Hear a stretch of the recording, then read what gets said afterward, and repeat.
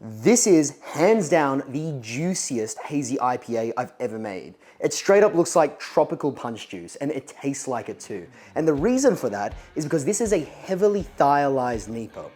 That will make more sense as we go through the video. So let's get started so you can make this yourself at home.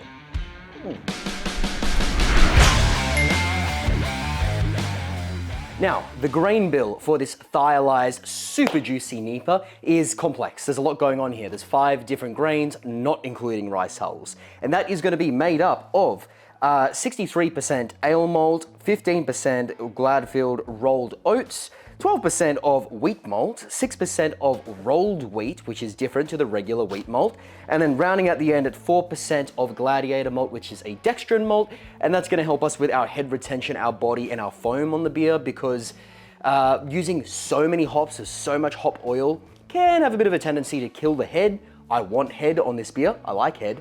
So we're gonna make sure the dextrin malt holds us in there. But important to point out, don't throw the oats or the rolled wheat into the grain mill. I mean, I think they will probably go through the mill, but they just don't need to. So there's no need to throw them in at this step, and neither should you throw in the rice hulls. Keep these two separate and then mix them up with the rest of the grains after they've been crushed. Let's get stuck into that, shall we? Oh my God, that's heavy.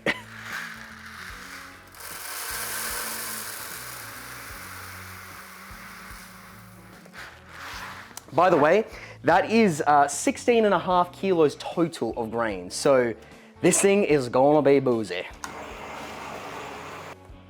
Okay, now let's talk grains as we mash in, shall we? The whole purpose behind this is it's a NEIPA, so it's hop forward. We want the hops to really pop. But to help encourage that, I want the body to be really creamy and smooth and just hold a lot of silkiness to help emphasize the juiciness of the beer. So that's why we've got a majority of it just like ale malt in here, but then there's a ton of oats and wheats and even flaked wheat, which we used in the German Hefeweizen for Oktoberfest, video up there, and that made it extremely silky and extremely creamy. So I'm keen to replicate those effects in the NEIPA. So I think flaked wheat is gonna be a really good trick to get us there. And then one other thing that I'm very keen to see how it plays out this time is the dextrin malt, the Gladiator malt, because I remember the last time I made a NEIPA on the channel, again, thumb card up there, I remember at the end of thinking, this is really, really awesome, but I wish I added dextrin malt for some extra body, some extra head retention, because, as I mentioned when we were crushing the grains and stuff, hop oils do kill foam, they do kill head, and they kind of detract from the body because it's oil, oil and liquid and water don't mix. So I'm thinking that a little bit of Gladiator malt in here is gonna help us have that extra foamy head retention. There we go, and we're finally at the last of the grains. So to recap, that was 16.5 kilos, well 17.5 including the rice hulls, which is, I don't know, it must be like 35 pounds or something. It's a lot of grain. That's why we're using the extension today, because this was just not gonna fit inside the smaller one. I think we haven't used the extension since last year's Christmas stout. Thumb card up there, but yeah, I think that's the last time we had the extension on the big mash tun.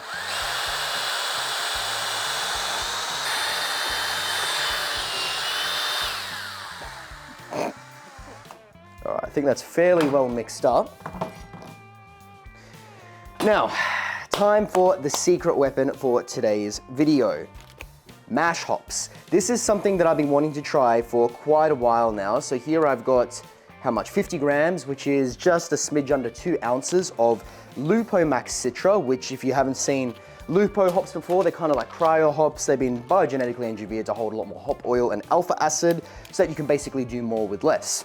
Now, the reason I'm doing this is because what we're trying to do here is release bound thiols. So thiols are small aromatic phenols and basically compounds that are huge flavor bombs, effectively. So there's different types of thiols, and the two primary versions are bound and unbound. What we have in here, and what all hops have, is bound thiols. They're trapped to the hop itself. What we're trying to do with this is release them and free them into the rest of the mash. Now, the reason I'm doing this in the mash step is because the enzymes that are within the grains and the barley are actually quite good at releasing bound thiols. So if we add these citra hops in the mash, the whole idea is this gives us an extra boost of juiciness and flavor, tropical style flavors and aromas. And you only need a few parts per million of thiols for humans to actually detect it. We have an extremely low thiol tolerance. So that's why a little can go a very, very long way. Now, I was thinking I was just gonna throw them straight in, but I think I'm gonna be a little bit smarter about this, because as much as these guys aren't really gonna give us a whole lot of bitterness or anything at the moment, if these hops make it through to the boil, it's basically gonna be a bunch of extra alpha acids that are gonna get isomerized that I didn't account for. So it's gonna give me bitterness that was not planned for in the recipe. So I'm adding it into the hop sock so that I know with certainty I can actually remove these hops after the mashing step. And the side kicker is if you are planning on using the same hops for the bittering step, you can just repurpose them and use them again and boil them, and you're gonna get the same effect. All right, there we go. Let's just tie a big knot on that, should be good.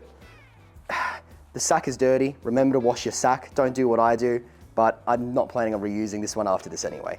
In it goes. Now I'm just gonna shove this down a little bit. Let it kind of sit there. Scrape this off here. Cool. All right, that is basically mash in done. I'm gonna place the top filter screen. You know what? I probably should have placed it on top of this. Oh well. It'll be fine. Get ready, you might get splashed. There we go. Nice.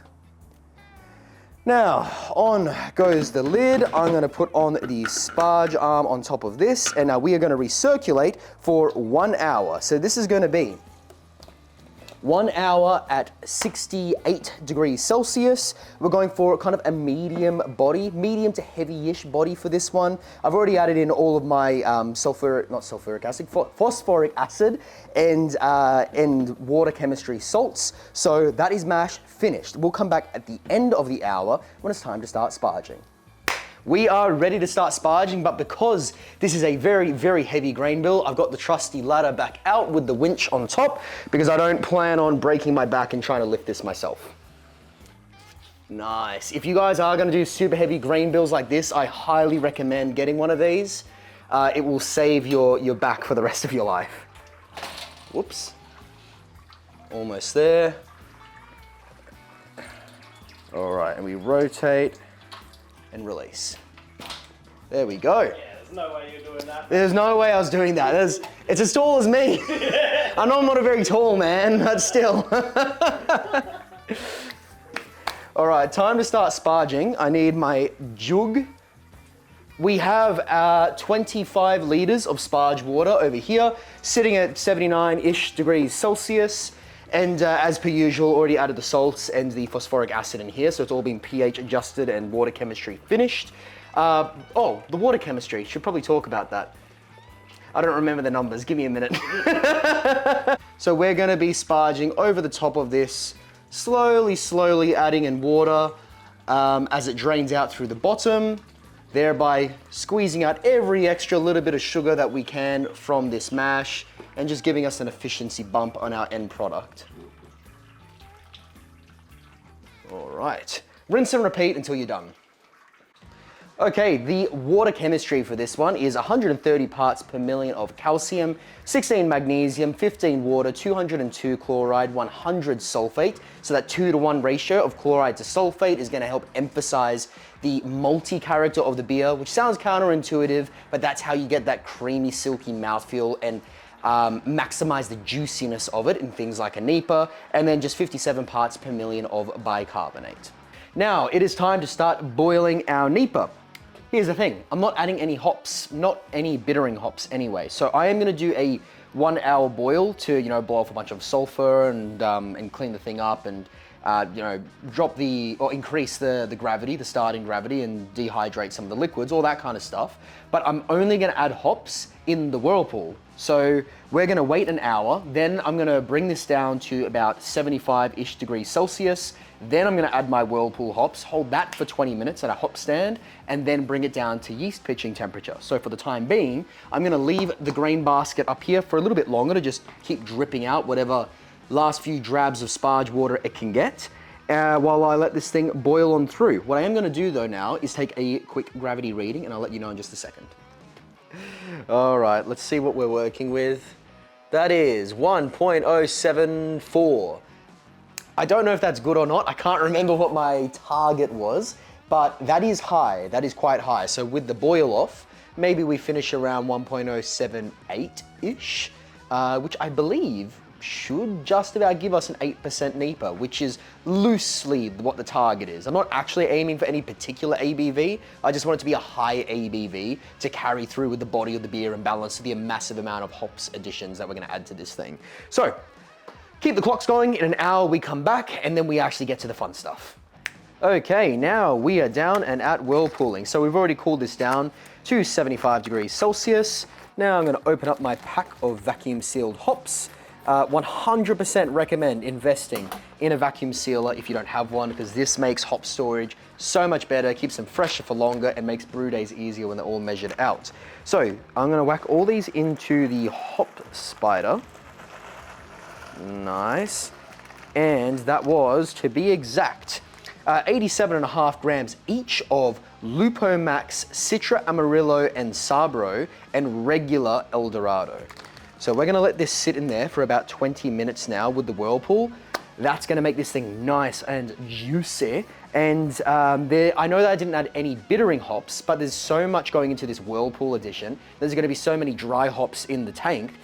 You're gonna get the effect of bitterness anyway. And the whole idea behind this one was to lean into the juice as much as I could. So there is gonna be bitterness there by natural path of just hops do produce bitterness, even if it's less measurable. But we didn't need to add any IBU bittering additions, because I think even so, the projected IBUs is gonna be around 33, 35, something in that territory, which is plenty for a NEIPA anyway. I'm gonna let this run for about 20 minutes and then we'll start transferring. All right, that is Whirlpool finished. I've got nowhere to put this lid. Here you go.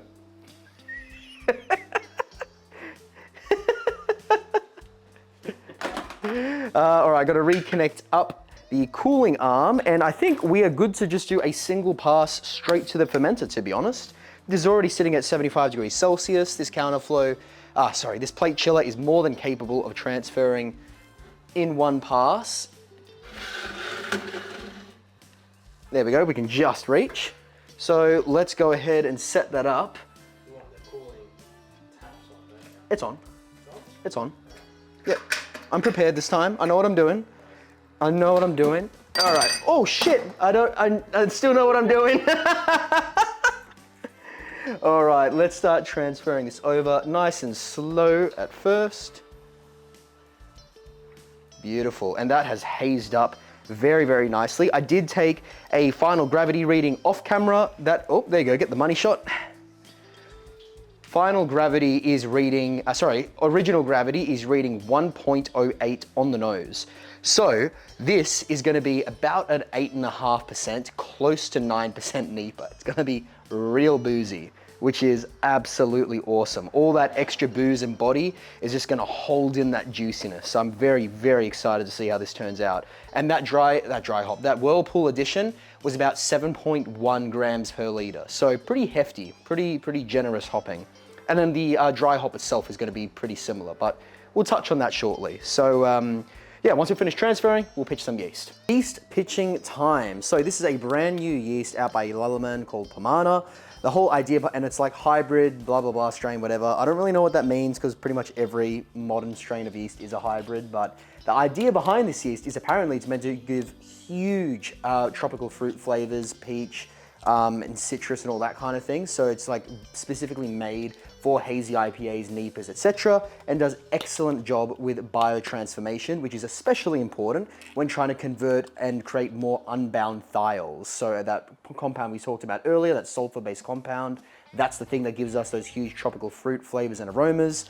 This is meant to help with that. So along with that, that mash hop addition, I think this is going to give us a big boost in that area. Now, I probably should have taken this off before I did that. I know I should have made a culture with this, a starter, but I'm gonna be really honest with you guys. This literally arrived in the post like an hour ago. It came literally just in time for us to pitch this. So no starter, but I am gonna go 3 packets because this is pretty high starting gravity wort. So let's just pour them all on in.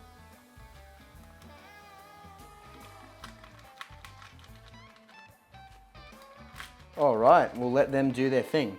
I'm gonna ferment the majority of this fermentation without any pressure. I wanna encourage esters and phenols and everything, so I want that extra flavor boost. I am gonna ferment at 22 degrees Celsius, so right at the top end of what this yeast is supposed to do, because I wanna encourage those fruity flavors and aromas. And then probably towards the end, well, and then I'm gonna soft crash before I add our dry hop addition, but I'll be back with you to talk about that. And at the very end of this, I'll probably whack on the pressure gauge to start capturing the leftover CO2 towards the tail end of fermentation. But next time you guys see me will be for our big dry hop addition. It is now day 7 of fermentation, and it is time to add our dry hop charge. So I took a gravity reading. We're sitting at about 1.015. So we're about a point or so from final gravity, or maybe we've hit it. I'm not sure. I haven't used this yeast before. But what I did do yesterday was a soft crash. So I dropped the temperature of the fermenter down to 14 degrees Celsius and allowed a whole bunch of yeast and sediment to drop down to the bottom. I've dumped that, and now I can add this hop charge without it getting integrated with a whole bunch of yeast and stuff. Not super necessary, but I'm capable of doing it with this unit, so I have done it. Now, I have 75 grams each of Lupo Max, Citra, Amarillo, and Sabro, and then 75 grams of regular Eldorado about to go into the tank. So let's get this big brick of hops in there. Now, if you haven't seen these videos before, the way that this unit up the top works as a dry hopper is it allows me to throw the hops into, oh, let's try not to spill them as I do this. It allows me to throw the hops into this top chamber here, and then go in without spilling, please. Let's do this quickly. Whoop-ah. There we go. Allows me to put the hops in without spilling them, and then purge the whole chamber with carbon dioxide so that we are getting a full dry hop charge without introducing any carbon dioxide into the beer, which is super important, especially with oxygen sensitive beers like NEIPAs. So very convenient having the capability to do something like this. If you don't have something like this yourselves, just, if you can, have a CO2 tank filling your fermenter with a blanket of CO2 whilst you throw the hops in. So if you open like the bucket or whatever it is that you're using, have a tube sitting down in there, just pushing in CO2 at like 2 PSI. So it's just creating like a blanket of carbon dioxide whilst you got the thing open, and it can help to protect your fermenter and your beer from getting too much oxygen. Now, this thing here is pumping in carbon dioxide. I now purge the carbon dioxide with this thing here. And I'm just realizing, I wonder if I need to break up those hops. I don't know, we'll see how we go. If it doesn't go in, I might just get a steak knife and chop them up or something. All right, a couple more quick blasts, and I think we are good to go.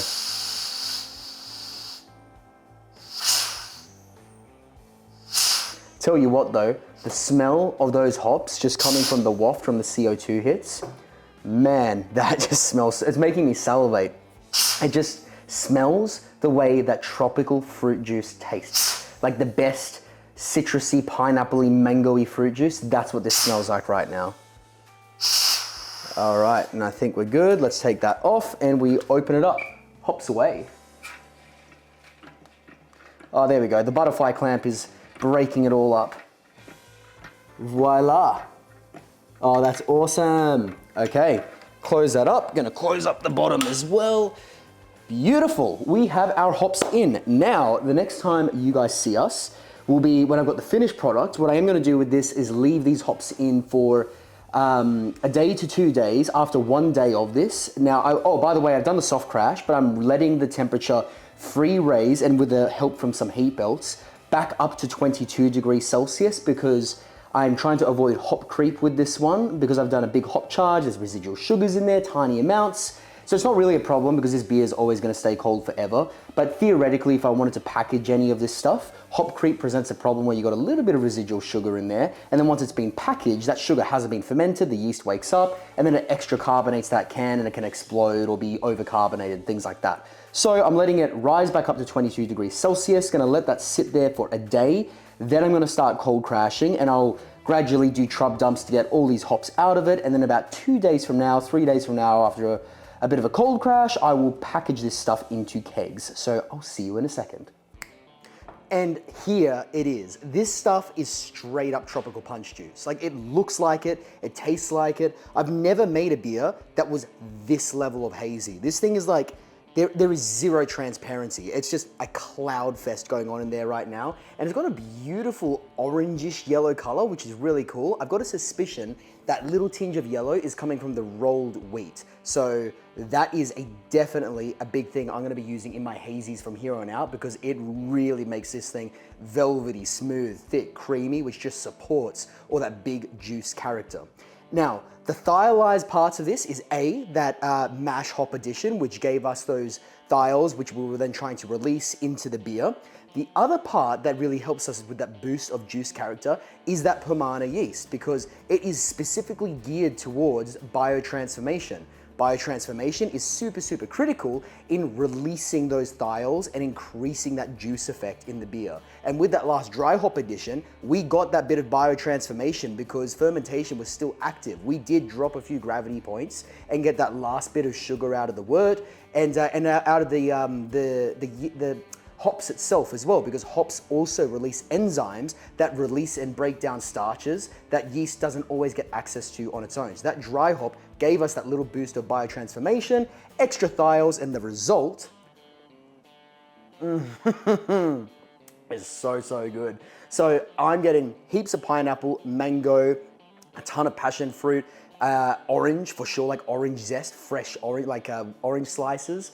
This thing is literally just breakfast in a glass right now. It is wildly juicy and there is bitterness there. So you absolutely do not need a bittering hop addition.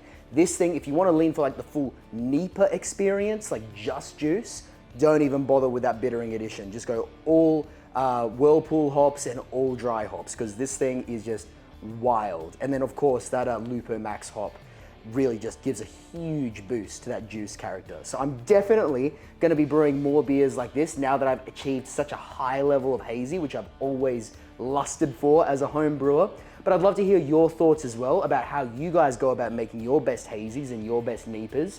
And maybe there's a few tips and tricks that we can compile together to make like the best practice guide to brewing the best possible hazies. So we'll have a look at doing that in the next few weeks. Anyway, cheers guys. I hope you enjoyed the video and we'll catch you next time.